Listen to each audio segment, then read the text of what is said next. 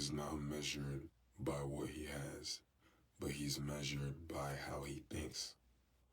So today we live in a society where social media has made people believe that in order to be someone, you need to have money, status, and all of these superficial things. And this has led to people becoming more miserable and depressed. I used to know a guy who was balling, living large. He had everything that people would aspire to have today. And he always used to have an entourage around him. I remember the moment he would walk out the room, all the people he was laughing with, all the people he was joking with, they'll start shitting on him. They'll start disrespecting him. And all this to say, there's certain things that money and all these superficial things cannot bring to you. Someone might say, well, Max, I'd rather fly in a Lambo than on a bus. And I'd be a fool to disagree. But you need to think deeper.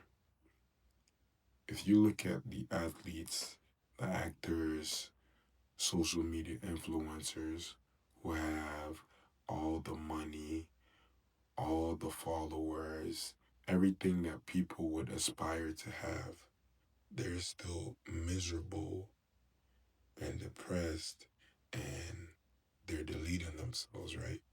So you need to think, why is this the case? And the reason is they've passed all the tests.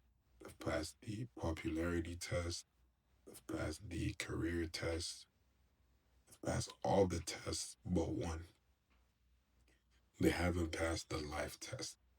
And in order to pass the life test, you need to have power over your mind. And I remember my father used to tell me, your mind is everything. And the reason he would tell me this is because he would say, if you lost everything that you had today, the only thing that you would have is your mind. And your mind will get you to where you need to be. And this is why people who tie themselves to money, status, or their achievements have a hard time when it comes to overcoming challenges. Thing is, because they're not ready mentally. So I'll leave you with this. Harness your mind and you will go on well.